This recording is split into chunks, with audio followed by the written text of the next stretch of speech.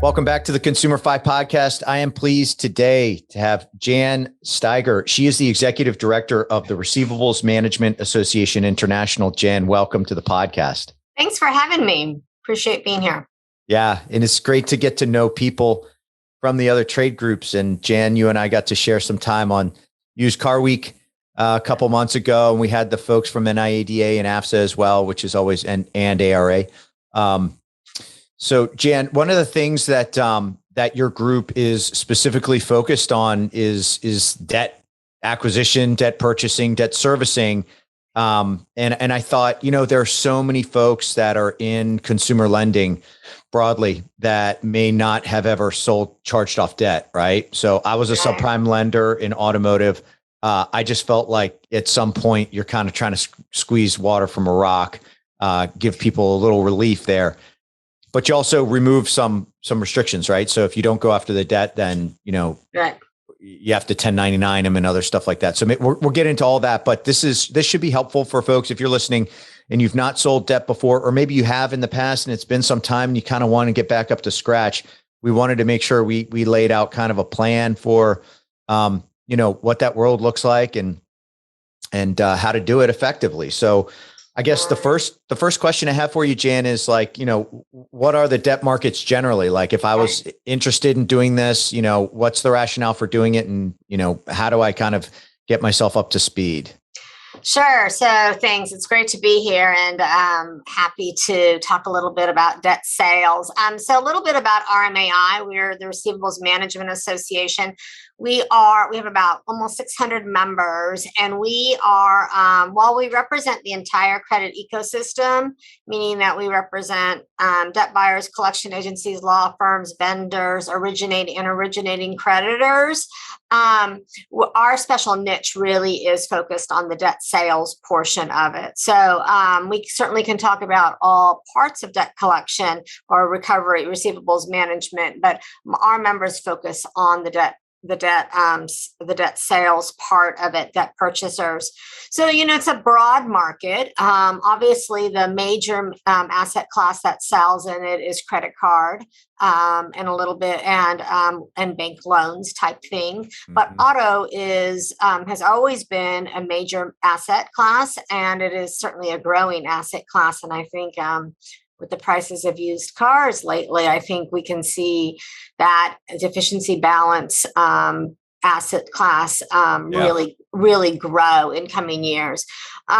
You probably hear a little bit about medical. That's not a big asset class just because it has so many special rules and laws and privacy issues that nobody dabbles in medical debt purchasing. You either are in it big or you're not. And then a little bit of student loans, none of the government-backed ones, but private student loans. So, and then probably the biggest market really growing is also fintech. So that's kind of an overview of the market. So the market's growing. It's growing in terms of participation across all these different categories that you just listed.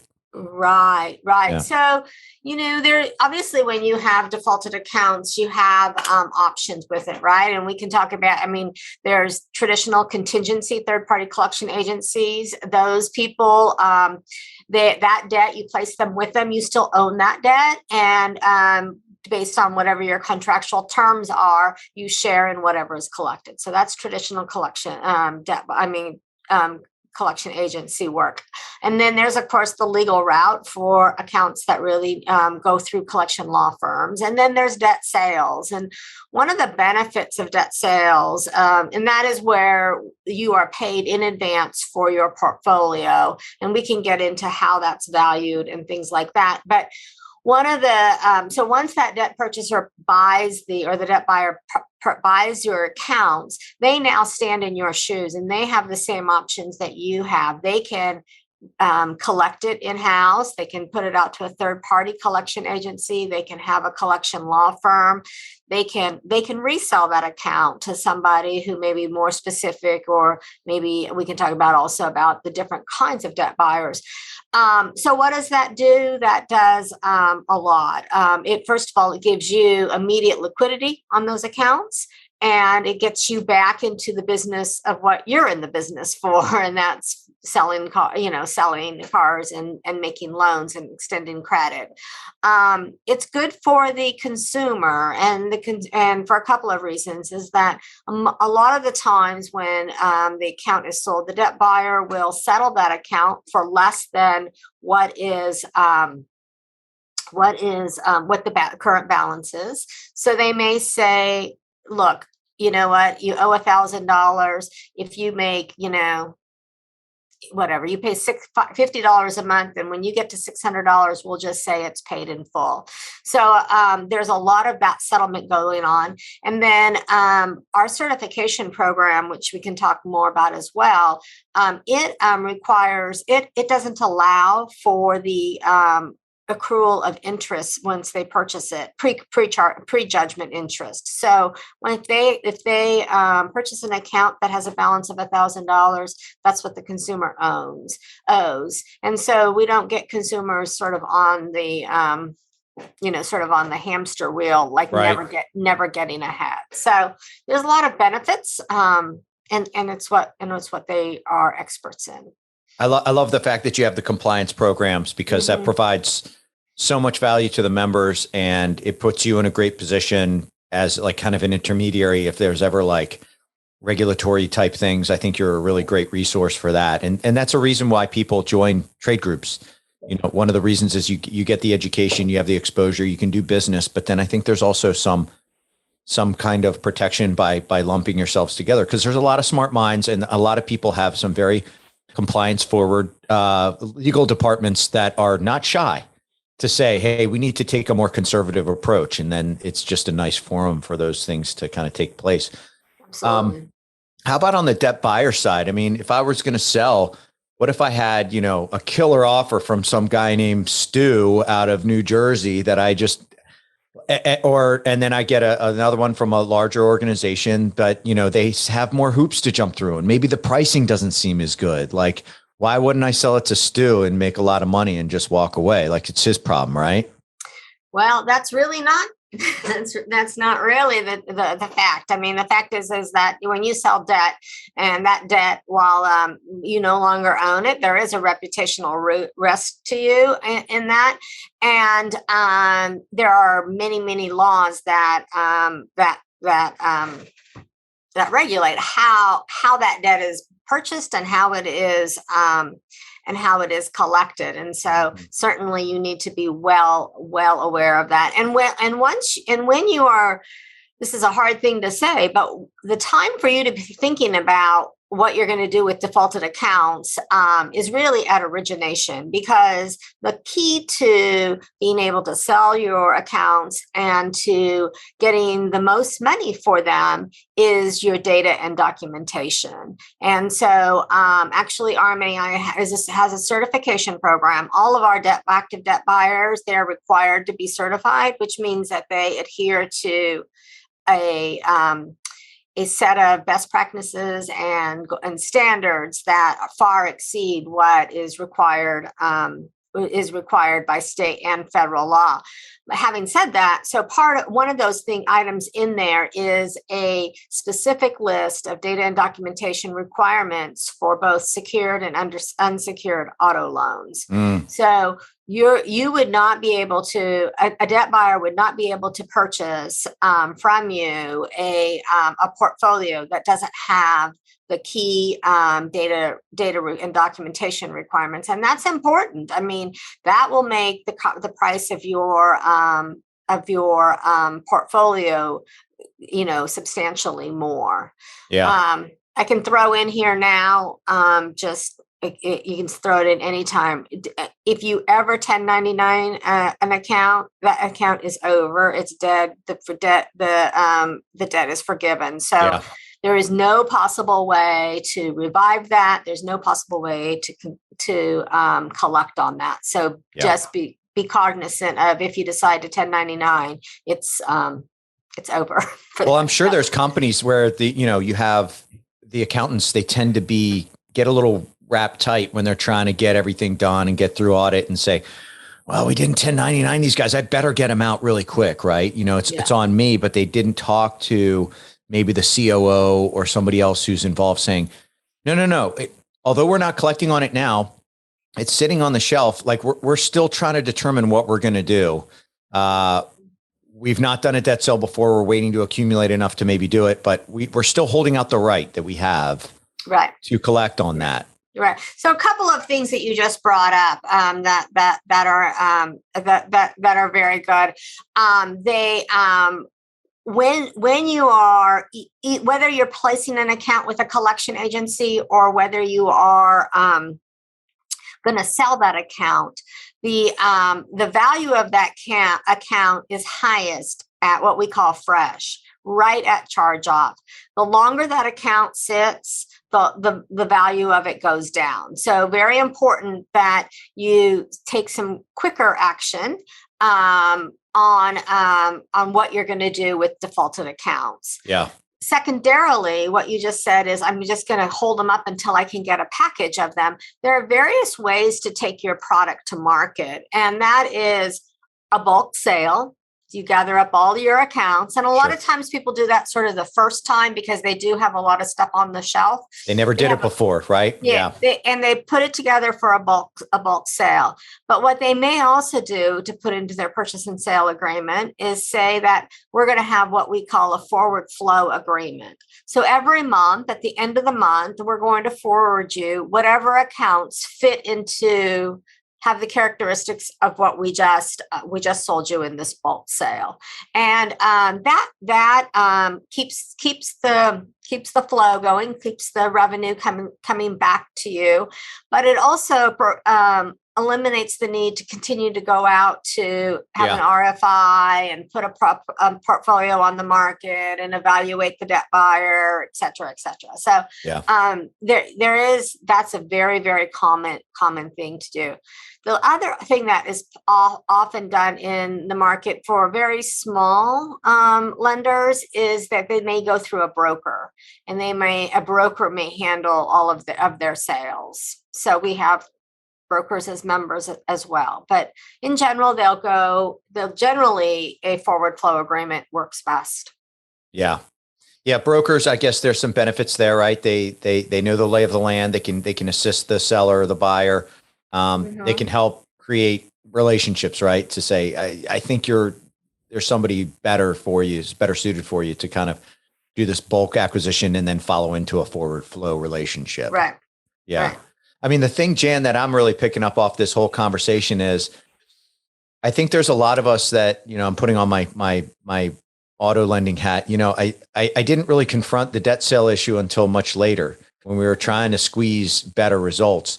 But it probably would have behooved me to kind of just go through just spend a day, right? Going through a due diligence list of these are the things that the seller's going to want to see.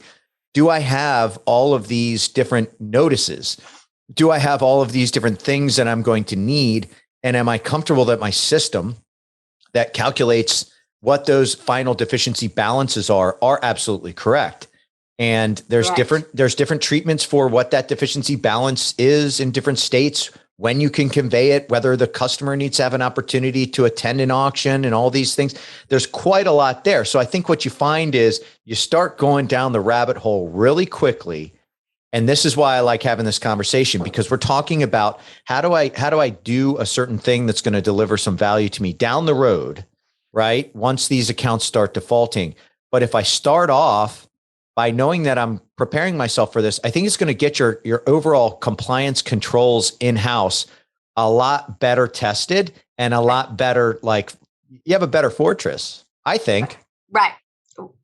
Absolutely. And it is a fact of life, right? Some accounts are going to default. Most people don't take out credit or purchase something on credit with the intent to default. But hey, life happens, right? People lose jobs, people get sick, family situations change. So I think you're absolutely correct. You have to, and so important to have that correct balance and to have all the, notice of intent to sell, the collateral, and all those documents in place, because the FTCPA is a strict liability statute that is our governing law. And, you cannot collect something that is, you don't have exact balances, et cetera, on it. Yeah. And this is exactly the reason, I know that if you look at a very specific legal definition for originators that have charged off debt, they're not necessarily subject to some of these rules and regulations. They're more specific to purchasers of charged off debt. However, my argument to lenders has always been conduct yourself as though you are subject to these statutes because it protects you, it protects the consumer. And I think it also makes the debt sale. Does it make the debt sale a little easier? Because I've already been walking the walk and you're just doing a continuation. Well, one of the things that you have to do in your purchase and sale agreement is to say that, is to attest to the fact that these loans have been generated and maintained in compliance with all laws. So yeah, you don't have a choice there. Yeah, you're kind of subject to it. Yeah, you are subject to it. And yes, you're right. It is a third party, but the third party can only, the FDCPA is for third parties, although I have to tell you, it's being expanded to the CFPB is being pretty active in expanding the reach of the FTCPA. But yeah, think of it this way, is that if you're going to ask me to collect on your account and I have to abide by this laws, you need to provide me the data and documentation and assurances that I can comply with that. Otherwise, I certainly cannot take on that risk. One thing I would tell you, and it's a pitch for RMAI, but it's not, doesn't cost you anything, is that we allow originating creditors and lenders to join RMAI complimentary. We don't charge them for a membership, but what that gets them is our member alerts and our magazines and all of our communications that come out, there's a new law related to this, there's a new documentation requirement, there's a legal decision here. All of that is something that certainly the accounting department should be at least not maybe taking deep dives into, but certainly being aware of. Yeah. And so that's that is an option. The other thing that we have is that we have an originating creditor roundtable meeting every quarter that's virtual, and the creditors get on and they talk. Hey, how are you handling this? Are you passing on consent to use email addresses? What are you doing here? Those are resources that I think your this audience could take advantage of and would be helpful. That's great. Yeah, we should. We'll make sure to let we'll mention the website and some of the other contact details at the end. Let's talk about issues and challenges. We've covered kind of what the debt markets are, who the buyers are, how do I find them? You can find them direct. You can go through a broker. You can obviously get involved with RMAI. Let me touch a little bit more on that. So you could go to our website and you can see who are certified buyers, and you can actually sort by either geographic or you can sort by asset type. So you might put in auto and see who does. When you're selecting a buyer, you need to select one that sort of that fits, right? It's a partnership, and the partnership needs to fit. So there are what we call national buyers who are purchasing national throughout the United States. They're licensed in all the states, et cetera, et cetera. And then we have what we call state and regional buyers who may say, they work just solely in the Northwest and they're purchasing accounts up there. They're well aware of all the laws up there. They're well aware of all the legal and the court rules and things like that. So it depends on sort of what your portfolio is made of. If it's a national portfolio, you may want to look at a national portfolio. If it's geographic, you may want to look at that. So those are really important. And then I can't emphasize that you should be using a certified debt buyer. They're out there. There's plenty of them, and you just get a lot of assurances if you are using them. And we find that most, especially large banks and a lot of lenders now on their RFI, they ask, what is your RMAI certification number? So interesting. Pretty common out there. So yeah, so I think that and when you're doing your due diligence on a buyer, you need to make sure, do they have data security? I mean, you're going to be turning over a lot of PII to that company, and you need to make darn sure that your consumers, I mean, a lot of times you want those consumers to continue with you and be future consumers or customers, and so you want to make sure that they're being treated right.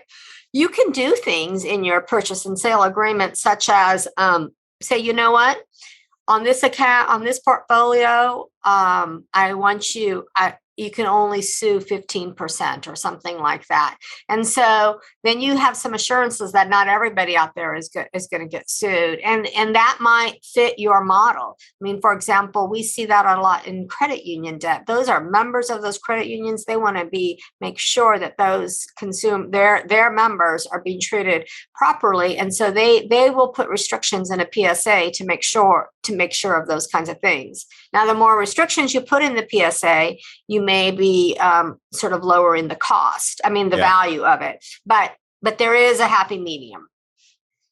Yeah. That's great. So we covered a lot of the foundational elements, and I love the fact that we have some certification and some due diligence, right? So it's kind of kleps you out at some of this stuff. The data security is or protection of customer information is absolutely important. How about some issues and challenges? I mean, I'll name the first one, which is, I think, old school style back in, early 2000s. You might have people just emailing a spreadsheet that has the debt and it has, PII in it, information about and that the definition of what PII, I used to think as a combination lock, so I have your name, your address, and your social, or something like that, where I can truly fraud you. But I think that definition is getting more. It could just be name and address, or it could just be, I don't know. It can be anything. Phantom debt is a real issue in this world. So, absolutely. Just, if I could do anything in my entire career, it would be to change the reputation of the debt collection industry, because when debt sales purchasing became a thing back in the late 90s, it was unregulated. It was unclear whether they were actually creditors since they bought the accounts, or whether they were covered by the FDCPA. All that has gone away. It's now a true profession. It's done ethically, and certification has brought it to that point. So, our members are required to have E&O insurance, and there's an endless list of our standards. But we do, the FDCPA, we all talk about that as, that everybody knows and is in compliance with it. But, that was a 4-decade-old statute that still referenced telegrams. Right. It was it was developed, prior to voicemail. Yeah. And so I think a lot of your audience knows that finally this year, debt collection rules went into effect, that the CFPB went through. We went through literally a decade of rulemaking and we now have updated rules that does provide clarity on use of social media, use of emails, text messages, leaving a voicemail. But data and documentation, I keep going back to that. That is such a key element. And you talk about the spreadsheets. No longer is that okay. I mean, there are purchase and sale agreements out there with credit cards that you have to provide 24 months of statements. And you have to provide clear chains of title. You have to, all the payment history has to be in there. So it's a just like your industry has grown, and certainly the use of technology has assisted in the availability of data and documents. So has the debt buying and debt collection industry. It has grown exponentially. So Jan, I want to flip over, because we've danced. Well, we've hit it actually rather head on with your organization. And so you have a conference coming up very soon in Vegas in early February. Can you kind of clue people in? I think, look, a lot of folks listening that are lenders, You've already heard how easy it is to join and get involved. Going to the conference may be a great opportunity to kind of meet some people, get educated. One of the things that I've heard, and I didn't tell you this, Jan, but I spoke to somebody who is familiar with your organization. They spoke so highly of the content, of the education that they got when they were there. Look, some conferences are great for that. Some conferences are great for networking. I'm sure yours is great for both. But can you kind of tell us a little bit about the upcoming conference and, give us an overview of the organization and your involvement? I think people are interested in kind of the people too. Right. So our conference is always in Las Vegas in February. I used to say it was always the week after Super Bowl, but the NFL changed that this year. And I think going forward, so we're now the week before Super Bowl. It is the largest conference in the industry. And it really is the one that sets the tone for the conference. I'm happy to say that our registration, our attendance is back to pre-pandemic levels. I think we'll have probably 1,100 to 1,200 people there this year. And it is a solid combination of education and networking. Our certification program, again, you have to have a certified chief compliance officer to be certified. And so that requires 24 hours of education. 2 of those hours have to be in ethics, and we provide those. And so that's important to know. I mean, that people are, we don't just teach you how to get the most and collect the most. We teach you how to do it right. We have a lot of programming on, of course, regulatory issues and new laws and legislation and things like that. But one thing we also do is we have programs on asset classes. So we have an auto panel. We have a lenders panel. We have a fintech panel. And we have one that sort of takes in what we call just emerging markets. So this buy now, pay later is becoming a new market, and we need to better understand who it is, what it is. Obviously, the CFPB has taken a close look at it lately, or is taking a close look at it. So we talk a lot about the markets. And then again, a pitch for originating creditors. If you agree to meet with debt buyers there, and we can help you certainly get those meetings with debt buyers, we will provide you a complimentary registration. We'll give you a meeting room for a half a day or something like that, so that you can actually hold those meetings. We really try, RMAI really tries to be a connection for businesses, to connect the debt buyers with the sellers. We have a ton of networking events, as you can imagine. We have a pretty fun one. We used to call it the suite crawl. We used to have a whole floor of suites, and they were rented out by companies, and people just flowed back and forth, but there was like 400 people on the floor. And of course, now with the pandemic, we can't do that. So last year we switched it to a cabana crawl. So it's out by the pool, it's in fresh air, a little cold, but we'll give you a sweatshirt. And it's a lot of great networking there. And it's a conference that attracts the compliance officers as well as the owners and the top management of the industry. It's not as much of a collector conference. So it's a deal makers. You can make some sales, and that's great. So the website, Jan? www.rmaintl.org. That's great. And so for folks that want to talk to Jan some more, she's going to be there. What is it? February 7th to the 9th, is it? To the 10th, 8th to the 10th. Of course, 8th to the 10th. We'll go be in on the 6th to the 11th, I think. But yeah. And it's at the Aria, right? Right, of course. In Vegas. So week before Super Bowl, folks, you can go and you can put your money on who you think's going to win. You may, yeah. You can get some education. Jan, this has been fantastic for folks that they've got the website. I'm sure your contact details are there for folks that want to get a hold of you to learn more about this or other stuff and programs. Just go to the website, would you? Or Great. Okay. Hey, thanks for the opportunity. Jan, thank you so much. It's been a pleasure. We had Jan Stieger. She is the executive director of the Receivables Management Association International. Jan, thanks so much. Thank you.